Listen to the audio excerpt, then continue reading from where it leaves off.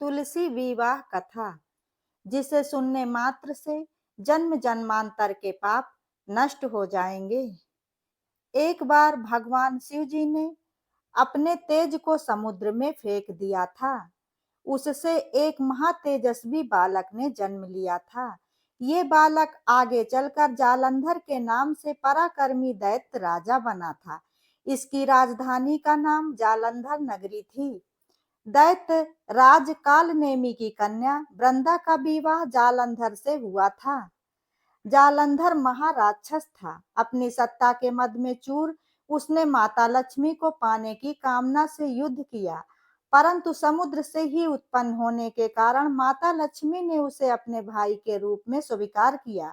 उसके बाद वहां से पराजित होकर वह देवी पार्वती को पाने की लालसा से कैलाश पर्वत पर चला गया और भगवान देवाधिदेव महादेव का ही स्वरूप धारण करके माता पार्वती के समीप पहुंच गया। माता पार्वती ने अपने योग बल से उसे तुरंत पहचान लिया तथा वहां से अंतर ध्यान हो गई। देवी पार्वती ने क्रुद्ध होकर सारा वृतांत भगवान विष्णु को सुनाया। जालंधर की पत्नी वृंदा अत्यंत पतिव्रता स्त्री थी। उसकी पतिव्रत धर्म के शक्ति से जालंधर ना तो मारा जाता था और ना ही युद्ध में कभी भी किसी से भी पराजित होता था। इसलिए जालंधर का नाश करने के लिए वृंदा के पतिव्रत धर्म को भंग करना बहुत आवश्यक हो गया था। इसी कारण भगवान श्री हरि विष्णु जी ने ऋषि का वेश धारण करके वन में जा पहुंचे, जहां वृंदा अकेली ही भ्रमण कर रही थी। भगवान के साथ दो मायावी राक्षस भी थे, जिन्हें देखकर वृंदा भयभीत हो गई। ऋषि ने वृंदा के सामने पल में दोनों राक्षसों को भस्म कर दिया। उनकी शक्ति को देखकर वृंदा ने कैलाश पर्वत पर महादेव के साथ युद्ध कर रहे अपने पति जालंधर के बारे में ऋषि से पूछा। ऋषि ने अपने माया जाल से दो वानर प्रकट किए। एक वानर के हाथ में जालंधर का सर था, तो दूसरे वानर के हाथ में जालंधर का धड़ था। अपने पति की ये दशा देखकर वृंदा मूर्छित होकर गिर पड़ी। होश में आने पर उन्होंने ऋषि रूपी भगवान से विनती की कि वह उसके पति को पुनः जीवित करने की कृपा करें। भगवान ने अपनी माया से जालंधर को पुनः जीवित कर दिया और उसका सिर धड़ से जोड़ दिया, परंतु स्वयं श्री हरि विष्णु जी जालंधर के शरीर में प्रवेश कर गए।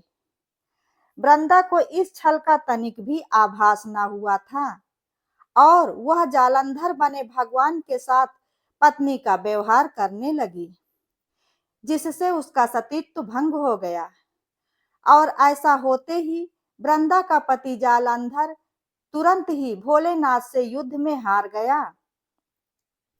परंतु इस सारी लीला का जब वृंदा को पता चला, तो उसने क्रोध में आकर भगवान श्री हरि विष्णु को हृदयहीन शिला होने का श्राप दे दिया। सृष्टि के पालनकर्ता के पत्थर बन जाने से ब्रह्मांड में असंतुलन की स्थिति बन गई। यह देखकर सभी देवी देवताओं ने वृंदा से प्रार्थना की कि वह भगवान विष्णु को श्राप से मुक्त कर दे। तब वृंदा ने भगवान विष्णु को श्राप से मुक्त करके स्वयं आत्मदाह कर लिया था। जहां वृंदा भस्म हुई थी, वहां पर तुलसी का एक पौधा उगा था। भगवान विष्णु ने वृंदा से कहा कि वृंदा, तुम अपने सतीत्व के कारण मुझे लक्ष्मी से भी अधिक प्रिय हो गई हो। अब तुम तुलसी के रूप में सदा मेरे साथ ही रहोगी। और तब से हर साल कार्तिक महीने के देव उठनी एकादशी का दिन तुलसी विवाह के रूप में मनाया जाता है। और उसी दिन भगवान श्री हरि विष्णु जी ने वृंदा को वचन दिया था कि जो भी मनुष्य मेरे शालिग्राम स्वरूप के साथ तुलसी का विवाह करेगा, उसे इस लोक में और परलोक में विपुल यश की प्राप्ति होगी। उसी दैत्य जालंधर की ये भूमि जालंधर नाम से विख्यात है। सती वृंदा का मंदिर मोहल्ला कोट किशनचंद में स्थित है। कहते हैं कि इस स्थान पर एक प्राचीन गुफा भी थी, जो कि सीधी हरिद्वार तक जाती थी। ऐसी मान्यता है कि सच्चे मन से 40 दिन तक सती वृंदा देवी के मंदिर में पूजा करने से भक्तों की सभी मनोकामनाएं शीघ्र ही पूर्ण होती हैं। जिस घर में तुलसी होती है, वहां यम के दूत भी असमय नहीं जा सकते हैं। मृत्यु के समय जिसके प्राण मंजरी रहित तुलसी और गंगा जल मुख में रखकर निकलते हैं, वह मनुष्य सभी प्रकार के पापों से मुक्त होकर सीधा बैकुंठ धाम को ही प्राप्त होता है। जो मनुष्य तुलसी व आंवला की छाया में अपने पितरों का श्राद्ध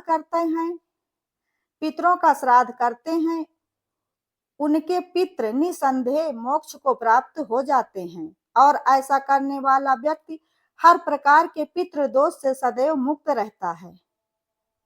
दोस्तों, अगर आप लोगों को तुलसी विवाह की यह कथा पसंद आई हो तो वीडियो को लाइक, शेयर, कमेंट जरूर करें और ऐसी ही ज्ञानवर्धक और धार्मिक जानकारियों एवं कथा कहानियों के लिए चैनल को सब्सक्राइब करें। वीडियो अंत तक देखने के लिए धन्यवाद।